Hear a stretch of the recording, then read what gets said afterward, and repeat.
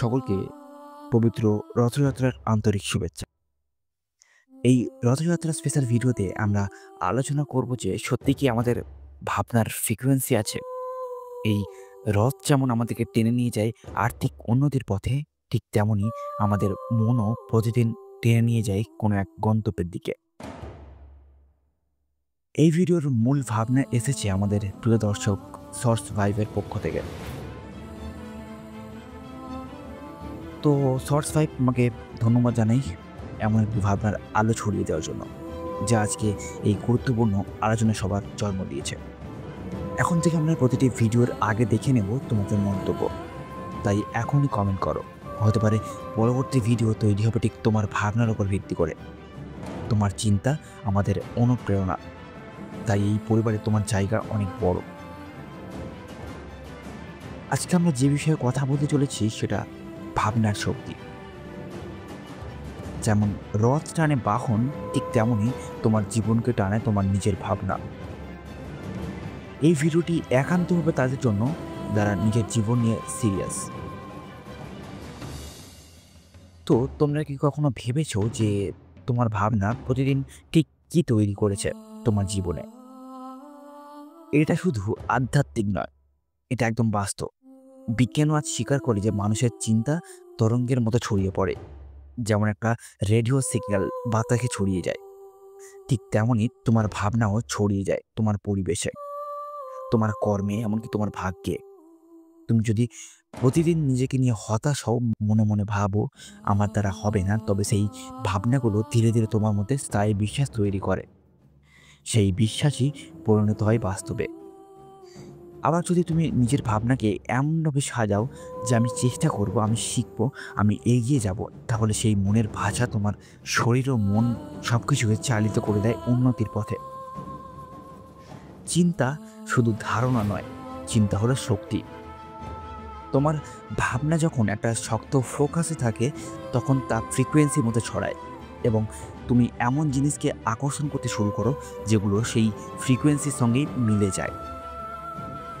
একজন আত্মবিশ্বাসী মানুষ নিজেকে যেভাবে দেখে, সেই দৃষ্টিতে পৃথিবী তাকে দেখতে শুরু করে।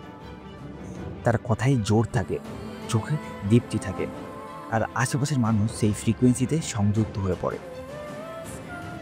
তুমি যেভাবে নিজেকে ভাবো, সেই ভাবনার কম্পনই তোমার চারপাশে বাস্তবতাকে তৈরি করে।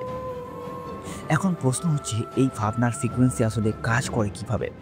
যখন তুমি বারবার নেতিবাচক ভাবো, তখন সেই কম ফ্রিকোয়েন্সি তোমাকে ক্লান্ত, অসহায় আর দুর্বল করে তোলে। আবার যখন তুমি নিজের উপর বিশ্বাস রাখো, শক্তভাবে ভাবো, তখন সেই চিন্তার ফ্রিকোয়েন্সি তোমাকে চাঙ্গা করে তোলে, সাহস দেয়, মনকে স্থির রাখে। এটা কোনো কল্পনা নয়, এটা বৈজ্ঞানিক বাস্তবতা। তোমার প্রতিদিনের চিন্তাই তোমার নিউরনে একটা অভ্যাস তৈরি করে এবং সেই অভ্যাসই তোমার বিশ্বাসে পরিণত হয়। বিশ্বাসই তো জীবন চালায়। তুমি যদি প্রতিদিন ভাবো আমি কিছুই পারি না, তাহলে তোমার ব্রেন সেই ভাবনার সাথে মিলিয়ে তোমার আশেপাশে এমন ঘটনায় তৈরি করবে যাতে তোমার বিশ্বাস আরও দৃঢ় হয়। হ্যাঁ, আমি ব্যর্থ, এই ভাবনায় তোমার ব্রেন তৈরি করবে। আবার তুমি যদি ভাবো আমি শিখবো, আমি করব, তাহলে ব্রেন সেই রকম ফ্রিকোয়েন্সিতে কাজ করতে থাকবে। তুমি নিজের আশেপাশে এমন মানুষ, এমন সুযোগ, এমন অনুপ্রেরণায় দেখতে পাবে যা তোমাকে বদলে দেবে। সোজা কথায়, তুমি যে ফ্রিকোয়েন্সিতে ভাবো, জীবন সেই ফ্রিকোয়েন্সিতেই বাজে। দেখবে যখন আমরা অপমানিত হই, হৃদয় ভেঙে যায়, সেই সময় বা সেই মুহূর্তেই যদি আমরা বারবার ভাবতে থাকি আমার কিছু হবে না, আমি শেষ, তাহলে সেই চিন্তা আমাদের আত্মাকে নষ্ট করে দেয়। কিন্তু এই একই পরিস্থিতিতে কেউ যদি ভাবে এই কষ্টটা আমি কাজে লাগাবো, তখনই বদল আসে। কষ্ট তখনই শক্তিতে রূপান্তর হয়। তোমার প্রতিটা ভাবনার পেছনে একটা অনুভূতি থাকে, ভালো হোক বা খারাপই হোক, সেই অনুভূতির ফ্রিকোয়েন্সি আসল জিনিস। তাই এবার নিজেকে প্রশ্ন করো, তোমার ভাবনা কি শক্তি দিচ্ছে তোমাকে, নাকি নিঃশেষ করে দিচ্ছে ধীরে ধীরে? হ্যাঁ, ঠিক শুনেছ, তোমার চিন্তা, তোমার মনের কথা, এগুলো শুধু মাথার ভিতরে সীমাবদ্ধ নয়।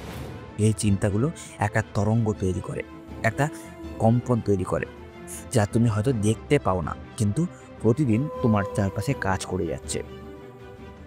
তোমার মন যখন বারবার চিন্তা করে যে আমি পারবো না, তখন সেই চিন্তার ফ্রিকোয়েন্সি ছড়িয়ে পড়ে তোমার কাজে, তোমার শরীরে, তোমার জীবনেও। আর যদি প্রতিদিন তুমি ভাবো আমি পারবো, আমি করবো, আমি থামবো না, তাহলে সেই ইতিবাচক কম্পন তোমার বাস্তবতাকেও বদলে দিতে শুরু করে। এই ফ্রিকোয়েন্সি কোনো কল্পনা নয়, এটা বৈজ্ঞানিক, এটা বাস্তব। তুমি যদি ভাবো তুমি হারবে, তুমি হেরে যাও। তুমি যদি ভাবো তুমি জিতবে, জেতার সম্ভাবনা তৈরি হয়। তোমার ভাবনাই হচ্ছে সেই রেডিও সিগন্যাল, যেটা তুমি প্রতিদিন বিশ্বজগতে ছড়িয়ে দাও। আর বিশ্বজগৎ সেই সিগন্যাল ধরেই তোমাকে ফলাফল দেয়। তাই এবার নিজের কাছে জিজ্ঞাসা করো, তোমার ভাবনার ফ্রিকোয়েন্সি কীরকম? নেতিবাচক না আশাবাদী? তুমি কি প্রতিদিন নিজের মনের মধ্যে বিষ ঢালো নাকি সাহস? তুমি যদি প্রতিদিন নিজেকে বলো আমি যথেষ্ট ভালো নয়, তাহলে তুমি নিজের ভিতরেই নিজের শত্রু হয়ে উঠেছ। কিন্তু তুমি যদি প্রতিদিন নিজেকে বলো যে আমি বদল আনবো, আমি গড়ে তুলব, তাহলে এই মহাবিশ্বই তোমার ফ্রিকোয়েন্সিতে সাড়া দেবে। ভালোবাসা, সফলতা, সম্মান, এই সব কিছুই তোমার ফ্রিকোয়েন্সির সঙ্গেই টিউন করে। তুমি যে ফ্রিকোয়েন্সিতে ভাবো, জীবন সেই ফ্রিকোয়েন্সিতেই বাজে। তাই আজ থেকে সিদ্ধান্ত নাও, তোমার ভাবনা হবে গভীর, দৃঢ় আর সাহসী। তোমার ফ্রিকোয়েন্সি হবে আত্মবিশ্বাসের আর সম্মানের। সবশেষে একটা কথা বলি, ভাবনার ভাষা শব্দ নয়, ভাবনার ভাষা শক্তি, এবং সেই শক্তি গড়ে তোলে তোমার ভাগ্য।